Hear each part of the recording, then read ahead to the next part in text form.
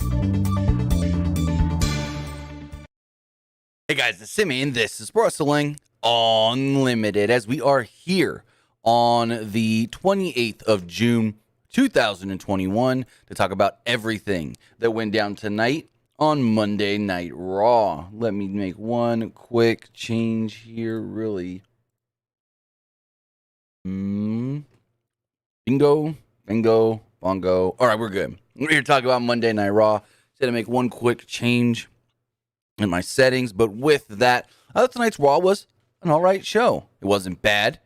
Could have been better. I thought it flowed really well. Like, to be honest, most of the time, I get to, like, the final hour of Raw, and I go, holy fuck, this show has still got an hour. But I didn't feel like that tonight. By the time the main event started, I go, oh, we're here already. Wow. And the main event started with 30 minutes left in the show. So, to be honest, I thought the show itself, even though got some interesting tidbits about that coming here that I can report if boom. Yep, do have some stuff about today's Monday Night Raw that we will get into and talk about, actually, as far as backstage news does go that I was just sent. But with it, I thought tonight's Raw flowed really well. I thought tonight's Raw was a pretty good show for the most part. We'll get into all of that, but I want to say thank you for joining me here, twitch.tv/PW Unlimited. I also want to thank you for joining me on YouTube, youtube.com/Pro Wrestling Unlimited. Remember, if you are watching on Twitch, you can help us out a couple of different ways, either by hitting that donate button down below or donating Twitch bits in the live chat. Also, remember, if you are watching on Twitch, you can subscribe to the channel one of two different ways. You can either subscribe with a tiered subscription or for free with Amazon Prime, because if you have Amazon Prime, then you have Prime Gaming. Prime Gaming gives you one free subscription to any Twitch channel that you want to subscribe to throughout the month, and we greatly appreciate it if you supported us right here, Pro Wrestling Unlimited. On the flip side, you're watching over on YouTube, you can help us out in the live chat by donating a super chat or a super sticker donation, just like Greg Bryson did. Appreciate that, Greg Bryson, that super sticker donation. Also, remember, you can subscribe to the channel as a channel member.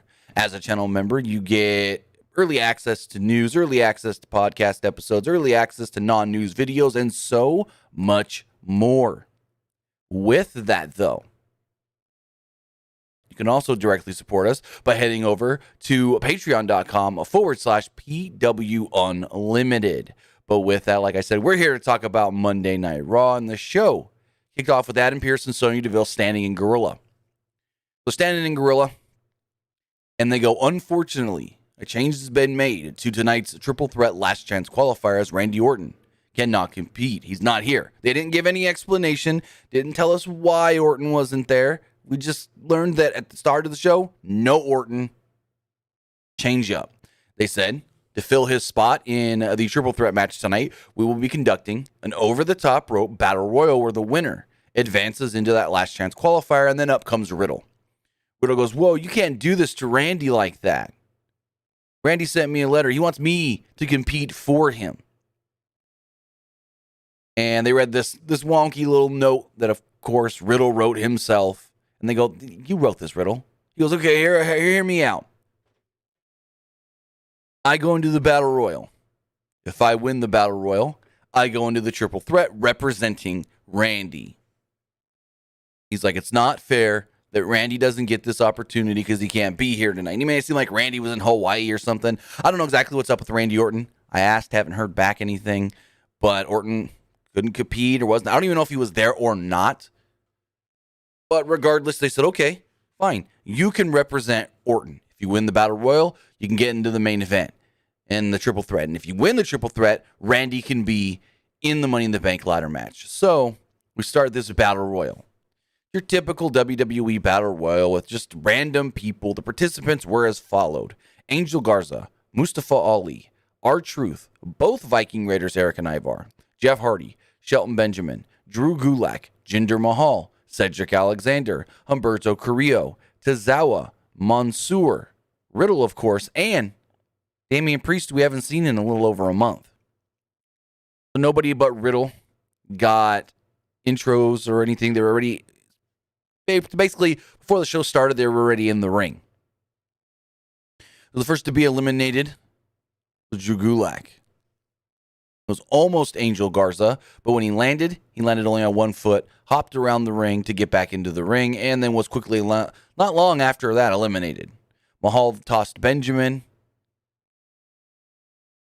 Ali then threw out Garza, who then threw out Mansoor.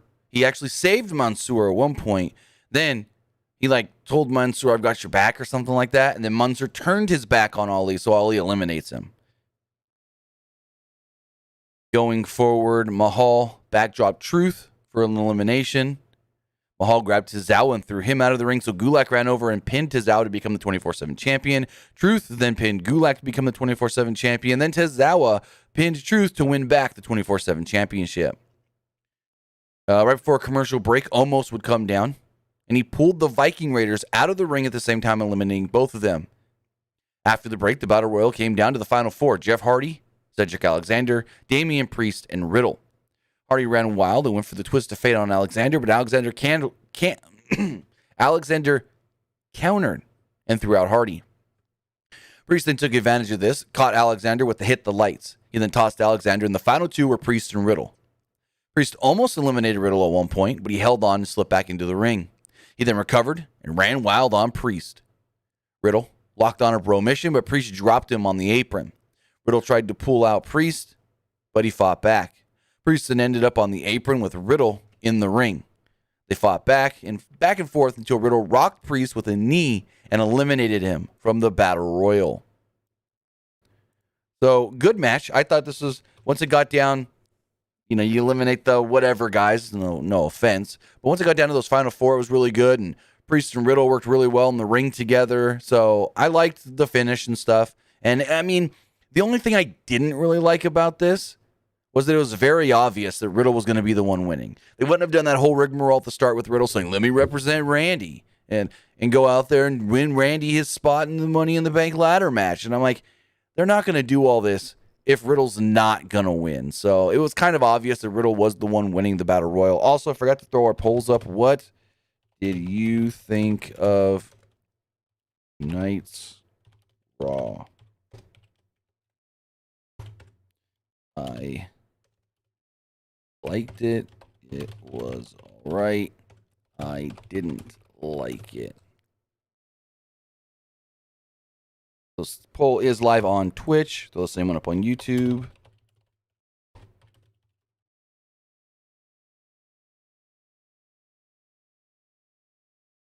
There we go. Poll is live on both Twitch and YouTube. Also, if you guys want to be part of tonight's show, you can do so by texting in to 510-906-1341. Again, that's 510-906-1341.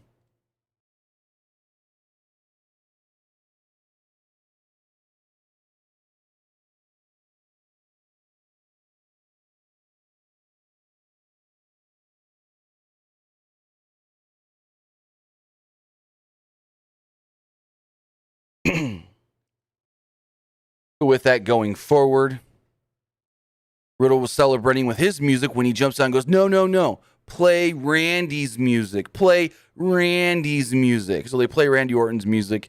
Riddle jumps into the ring. He gets up on the top rope, does the Randy Orton pose. The pyro goes off. It scares him. And then he goes, "Oh, yeah, okay, I got this." And he does the Randy Orton pose. Channeling inner Orton. So the recap, the Shayna Baszler, Alexa Bliss stuff. Nia Jax, Reginald approached Baszler in the back. He had a deck of cards. Jax asked if she's prepared for a match or a card game. Baszler claimed that the cards help her relax. Okay, cool, whatever. Reginald tried to apologize for stuff. Baszler knows that it wasn't his fault. It was all Alexa. She promised to beat Nikki Cross later tonight. They walked off. Alexa Bliss was standing in the background and watching over them. With that, they showed a graphic for Baszler versus Cross. There was a loud banging sound in the background. They cut to the back, and they showed Jackson Riker banging his strap on a I guess it was an equipment box or whatever. I'm like, okay, whatever. This weirdo. In the back, Kevin Patrick interviews AJ Styles and Omos. Styles was furious that Riddle was in the match later and thought that it should just be a singles match between him and Drew McIntyre. Almost claimed that he was scouting the competition when he pulled out the Viking Raiders. It recapped the Raiders attacking Almost last week and Ricochet beating Styles. Styles then promised to win the triple threat and move on to Money in the Bank, where he would become Mr. Money in the Bank. In the back, Sarah Shriver interviews Nikki Cross. She promised to win her match tonight and has high hopes for winning Money in the Bank herself, the women's Money in the Bank ladder match. She then claims that she is not, but almost, a superhero. She is not Nikki Cross, but Nikki Ash. ASH. Almost superhero. What the fuck? Are you kidding me? Nikki Ash? Like she literally said, she came up with the name Almost Superhero. She's almost superhero Nikki Cross, but you can call her Nikki Ash. And I'm just like, okay, so that's a thing.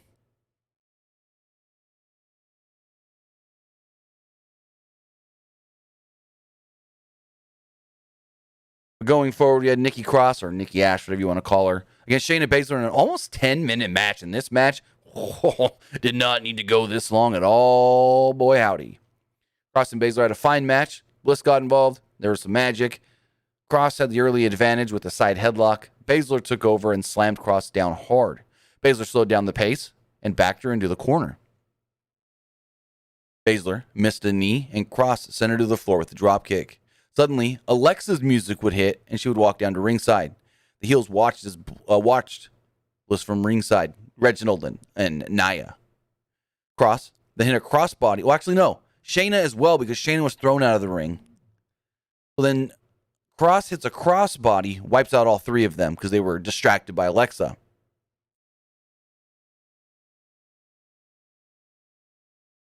Cross then jumps back into the ring, and she does a superhero pose. After a commercial break, Baszler rocked Cross with a knee for a near fall. She placed Cross on the top rope and looked over at Bliss. Cross took the advantage of the distraction and hit a tornado DDT. Jax and Bliss then walked towards each other at ringside. Bliss started to try and hypnotize Jax, but Reginald stopped her by pulling Alexa away. Instead, Bliss would then kick Jax in the gut, kick Reginald in the balls, and then leave up the ramp. And Corey Graves had to let us know Alexa Bliss just took out both of them with the same leg. And I'm like, okay, what does that matter? She kicked forward, kicked back.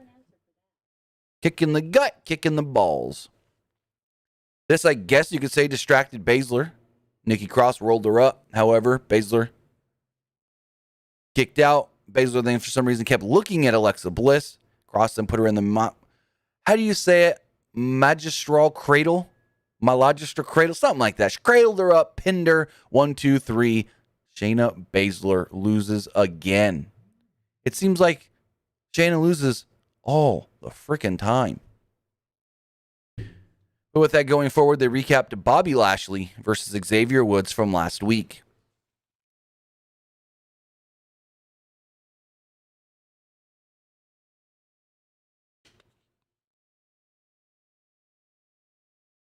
Kofi Kingston and MVP then had a face-to-face. This was really good. I really enjoyed this segment. This back and forth between these two guys was phenomenal. So Kingston discussed Lashley's vicious beating of Woods last week. He felt helpless because he couldn't get into the cage or the cell, whatever you want to call it, to help Woods. Kingston noted that Woods deserves respect for just going in there and having the match inside the cell with Bobby Lashley.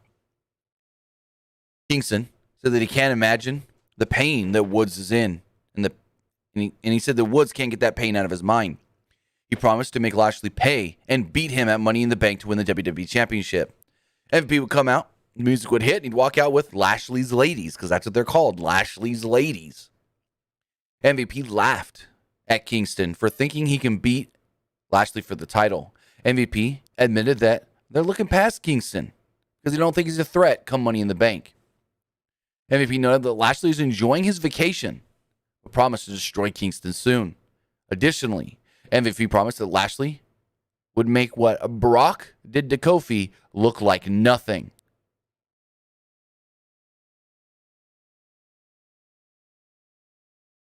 Remember, Brock beat Kofi in 6 seconds or something like that is what it was?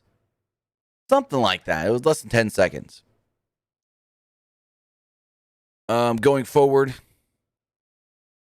I just lost my spot. Where was I? MVP would begin to walk down the ramp and claim that Kingston took the title back to Ghana for his own ego. Kingston said, no, when I was the champion for 6 months, when I wasn't wrestling, I was representing this company all around the world as a champion. Kingston promised that Woods, he'll be back next week because he's not like MVP, who fakes being hurt. Kingston believes in MVP, he's milking that knee injury. MVP said he was offended by that claim. He said he's not cleared because he's hurt. Kingston jumped out of the ring and went to run at MVP, who tried to actually avoid Kofi Kingston, which didn't look like you were that hurt, brother. Then MVP would hit him with the Trouble in Paradise and knock him out. Kingston yelled at MVP that he wasn't hurt, but he's hurt now. And here's an interesting thing. So at a few of the upcoming WWE house shows, some of the main events are Bobby Lashley and MVP versus Kofi and Drew McIntyre. I think it's Drew McIntyre. Let me double check that.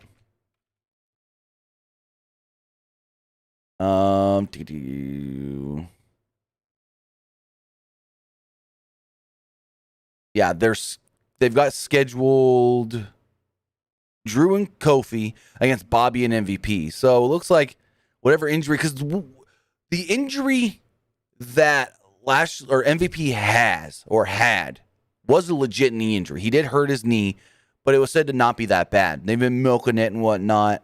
So we'll see. But it's being advertised that he's going to wrestle at some of these super shows or these non-televised live events. But I thought this segment between MVP and Kofi was great. Those two always work well off of each other as far as their talking does go. I don't think we've ever seen them in a match, at least not this iteration of Kofi and MVP. I don't know if they've worked back in the day in WWE together, but regardless, when they're having talking segments and whatnot, their back and forth is always great, and it didn't disappoint tonight. We then recapped Eva Marie introducing Doudrop last week. Later, Asuka and Naomi. And then Asuka and Naomi beating them last week. In the back, Kevin Patrick interviewed Eva Marie and Doudrop. Marie said that she was giving Doudrop a chance to make up for last week when they have a rematch tonight against Asuka and Naomi. So every time... this was a weird interview. Because it's like, we know Doudrop doesn't like Eva Marie, so why does she stick around with her? Because, Eva would say something, looking at the camera, and Doudrop would make some, yeah, you're full of shit faces. But then Eva would look over at Doudrop and she'd, yay, smile and be happy with Eva. And as soon as Eva looks away, she'd... So it was weird. I don't know where the fuck this is going at all. But we got a 2-minute match, maybe 2.5. Eva Marie and Doudrop against Asuka and Naomi. Kept the match short. Naomi tried a sunset flip early, but Doudrop countered. Asuka tagged in and briefly had the advantage, but Doudrop hit a splash in the corner. Asuka then applied the Asuka lock. Doudrop broke free and tried to make the tag, but Eva Marie dropped off the apron, not wanting in the match. Asuka tried to roll up Doudrop, but she escaped the roll up. She followed this up with the senton and took out Naomi with a shoulder tackle. Doudrop then hit a running crossbody splash to a downed Asuka and picked up the victory, pinning Asuka 1-2-3. Eva Marie was shocked that Doudrop actually won the match. Marie then grabbed the microphone and announced herself as the winner. They then recapped John Morrison beating Randy Orton last week. They highlighted Miz using the drip stick. In the back, Sarah Shriver interviews John Morrison and The Miz. Morrison couldn't think of anything positive to say about The Miz, though. Then, they just did a tight close-up on The Miz, with Shriver holding the mic. Miz noticed that he sees everything. and nothing gets past him. Camera then pulls back, and there's Ricochet. Ricochet says he promises to beat John Morrison in their upcoming match tonight. He then stole the dripstick and used it on the heels. Morrison was funny in this segment, funny-ish, and Ricochet was kind of clever. So, I didn't mind it. It wasn't the best thing, but it wasn't bad. Then, what was actually pretty dang good, John Morrison versus Ricochet in a 10.5-minute match. Now, again, the match itself was really good. And I mean, it's John Morrison and Ricochet. What would you expect? This is on commentary. Ricochet used a slam and an elbow drop early for a near fall. Morrison backed Ricochet into the corner and hit a kick to the head for a 2. Morrison slowed the pace down, but Ricochet recovered and sent Morrison to the floor with a drop kick. Ricochet followed this up with a sliding drop kick. Miz rolled in Ricochet's way in his wheelchair and wouldn't move. Ricochet then yelled at him to move again. Miz laughed and stayed in the same spot. Ricochet then jumped off of Miz's shoulders and caught Morrison with a Hurricane Rana. Well, not his shoulder, but like the wheelchair. Ricochet then took the dripstick and used it on the Miz. Back from a commercial break, Morrison was firmly in control. Morrison attempted to move off the second rope, but Ricochet avoided it. Ricochet then hit a springboard crossbody off the middle rope for a near fall. Ricochet got fired up and hit a sliding clothesline for a near fall. Morrison recovered and hit a sliding knee for a close near fall of his own. Morrison then missed a Starship Pain and Ricochet took over. Ricochet teased a dive, but Morrison jumped over the barricade. Morrison then sat on the barricade and taunted Ricochet to come at him. Then, in an incredible looking spot, Ricochet hit a springboard crossbody onto Morrison, who was on the barricade.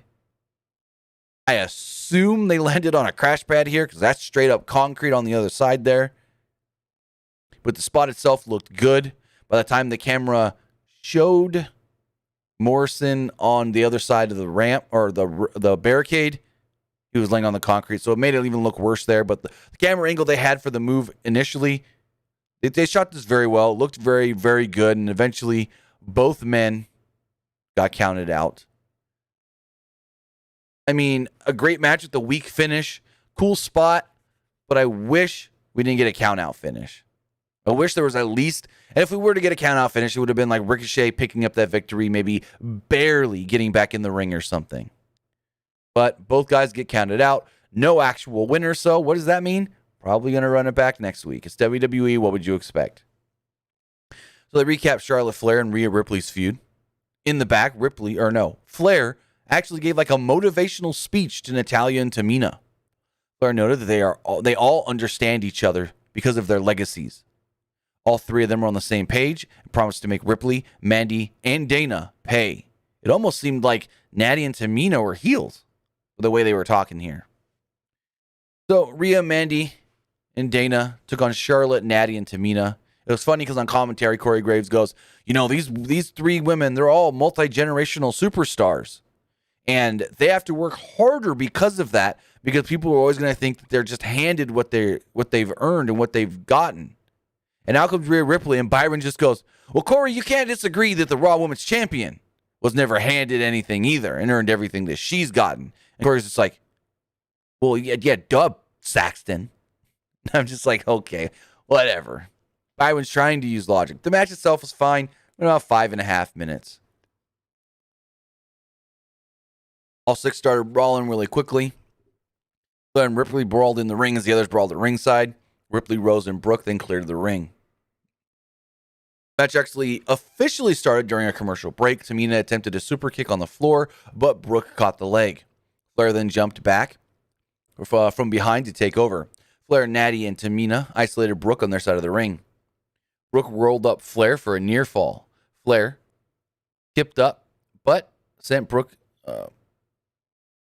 Flair jumped up and sent Brooke into the corner. Ripley got the tag. She sent her in the wrong corner or whatever, and Ripley ran wild on Flair. Flair quickly made the tag to get out of the ring. Natty rolled up Ripley for a near fall. Ripley took out Tamina with a drop kick, and Flair used a chop block to take down the champ. Natty went for the sharpshooter, but Mandy Rose broke it up. The finish of the match then came when Flair rocked Rose with a big boot to pick up the victory. After the match, Ripley hit a chop block on the knee of Charlotte Flair. Ripley then ran out of the ring like the heel, even though in the match she played the babyface. I don't fucking get it. I don't know which of these women are heels, which of these women are baby faces. What are we supposed to do? Who are we supposed to cheer? Who are we supposed to boo? It doesn't make any sense because half the time you think one person's the baby face, then they do something heelish like this, and bada boom. They then recapped Jackson Riker and Elias and their stuff. In the back, Riker was hitting himself with a strap when Tozawa ran by, but Riker just let him go. Truth then ran by and tried to talk to Riker. Truth asked Riker if he could see him. That seemed like a John Cena reference there. There was also a Brock Lesnar reference earlier as well. Riker explained he's purging all the pain in his body. Truth asked to use the strap to go after the 24/7 championship. Yeah, it was whatever. Going forward in a 3.5 minute match, a strap match. Riker and Elias. So, tie up Riker. Riker comes out with a strap, tie Elias to Riker, and immediately Elias jumps him. Immediately. Then Elias dragged him to the floor and tied the strap around the post. Riker fought back, though, and used the strap to send Elias into the post. Riker came off the second turnbuckle, but Elias hit a jumping knee for a near fall. Riker fought back and sent Elias into the corner. Riker whipped Elias with a strap and then hit a slam for the win, basically. But Riker does pick up the victory. The match just kind of just ended. Like, we're watching this match, it's going, and then all of a sudden Riker slams him and pins him, and I go, it's over already? What the hell? Let's head into the back, and Damian Priest approaches Riddle. Says he wishes Riddle luck in his upcoming match. Riddle didn't respond. He said, I'm not Riddle. I'm Randy Orton. Eventually, this is dumb, to be honest, because then you go, Priest plays along, goes, I heard Burger King's got some new something or other, and I thought maybe me and Riddle can go get it after the show.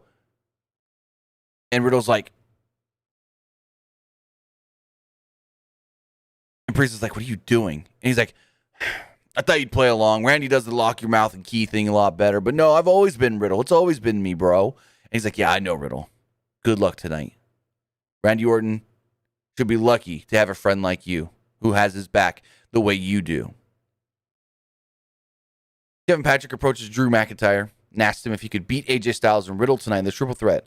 McIntyre told a story about the Scottish fighting the British and the Irish.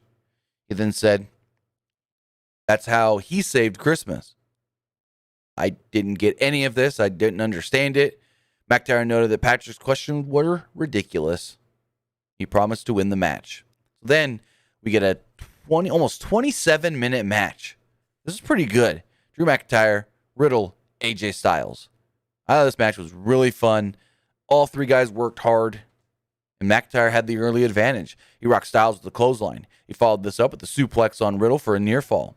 Riddle fought back and hit a series of kicks on McIntyre. McIntyre fought back and sent Riddle across the ring with a suplex. He followed this up with a suplex and a huge back body drop on Styles for a near fall. Styles sent McIntyre to the floor, and Styles ended up on the apron, but McIntyre attacked his knee. McIntyre cleared the announce table and set up for the Celtic Cross. Styles then slipped out, and Riddle rocked McIntyre with a knee. All three men fought at ringside, trading shots back and forth. Styles then sent McIntyre into the steps. Styles and Riddle fought over a suplex on the floor. Riddle then hit the suplex on Styles, but McIntyre caught him with the suplex as well. Styles then hit the Pele kick on McIntyre. Riddle and Styles worked together to slam McIntyre through the announce table.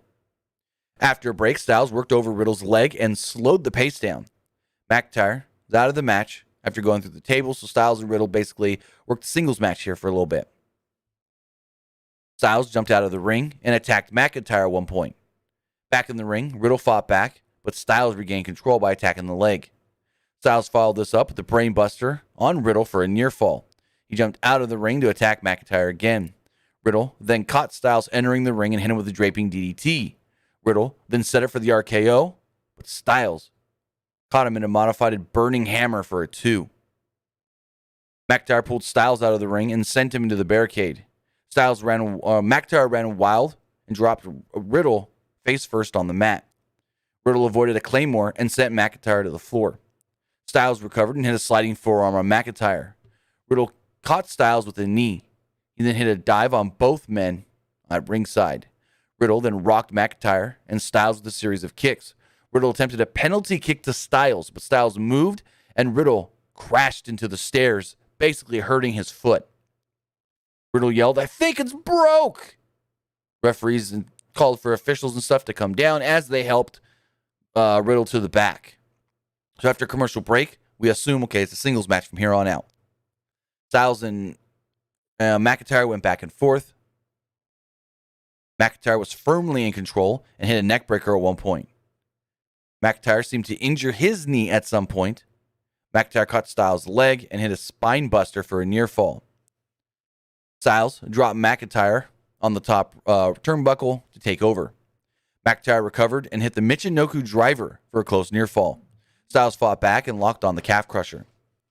Riddle limped down to the ring and locked on the bro mission on Styles, who did break free. Riddle rocked McIntyre with a kick to the head and used that bad foot, though. Styles went for the phenomenal forearm, but Riddle countered with a knee. He then hit an RKO, but almost pulled Styles out of the ring right before the 3. McIntyre then hit the Claymore kick on Riddle to pick up the victory. So yes, Drew McIntyre has qualified for the Money in the Bank ladder match. Also, forgot to mention, it was announced tonight, Xavier Woods will be going one-on-one next week with Bobby Lashley. Non-title, not Hell in a Cell. But that match will be taking place. McIntyre qualifies for Money in the Bank. Bada bing, bada boom. There we go. That was Monday Night Raw. And I got some news on Monday Night Raw. Let me grab this here so I can actually read to you what was sent to me. So, 4 hours before the show goes on the air, I'm told Vince ain't there yet, but said rip up the script. Vince then said, wait for me to get, he tells them, wait for him to get there. We'll have a creative meeting. We're rewriting this whole thing. When I was told, the original script looked very good. So if I liked tonight's Raw for the most part, just think of what they originally had was better. I was then told, after the show, tonight's Raw was rewritten completely with many changes.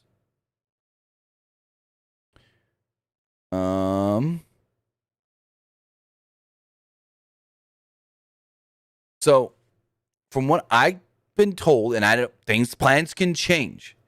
So we heard recently Drew McIntyre being moved over to SmackDown in the draft. Well, from what I'm hearing, is not only is it still in the plans for McIntyre to be moved over to SmackDown, but possibly winning Money in the Bank as well. From what we are hearing, from what I was told coming out of Raw, and I'll read this right here. The latest word was the pitch was Drew winning Money in the Bank and then getting moved to SmackDown in the draft. Drew would then try to target Roman. Roman would be able to avoid, but not until WrestleMania. Till WrestleMania. So basically, they may be trying to set up some sort of a Roman Reigns, Drew McIntyre thing next year at WrestleMania. Well, again, this is all stuff that was pitched and brought up today in the creative meeting that Vince held after he eventually showed up. But from what we're hearing, the plan is still for McIntyre to get moved to SmackDown. And there's also a pitch and possibility that he wins Money in the Bank. So we'll see how that all does go down. But it looks like Drew could be winning Money in the Bank. We'll go from there. I don't think Drew McIntyre should win Money in the Bank. I think if he's going to get another shot at the title, they should do it a different way. But, yeah. I mean, at least he's not going after Bobby again. Like winning Money in the Bank and then immediately going after Lashley. Yet, well, no. Think about it. We have seen the whole Drew Roman stuff before, but that was roles reversed. Drew was the heel. Roman was the babyface. So, Chittown Ghost says, how do you know? Were you part of the meeting? No, but I have a source That was there. That's all I'm going to say. That's all I'm going to say. Leave me alone? Probably not. So would the original script have Shayna win the match against Cross? Probably not. But with that, if you want to be part of tonight's show, you can do so by texting in to 510-906-1341. Again, that number is 510-906-1341. Let's check the text messages before we jump to the phones. Or let's check the polls before we jump to the text. As far as the Twitch poll does go, 57% of you liked tonight's show. 29% of you thought it was all right. And 14% did not like the show. As far as the YouTube poll, 49% didn't like it. 31% did. No, 49% liked it. 31% thought it was all right. And 20% did not like tonight's Raw. So it seems like half of you liked the show on both Twitch and Twitter. Or Twitch and YouTube. As far as text messages do go, this person says... if Drew McIntyre wins Money in the Bank, will he cash it in on the Universal Champion since he can't cash it in on the WWE Champion? I mean, that would be the interesting thing to think about. If he wins Money in the Bank, is he still not allowed to cash it in on Bobby Lashley? But that's not the plan anyways. It's him to start a thing with Roman and slowly build to possibly a Mania match. This person says, if I had to say tonight's Raw was somewhat tolerable, but the only... Hold on. I need to...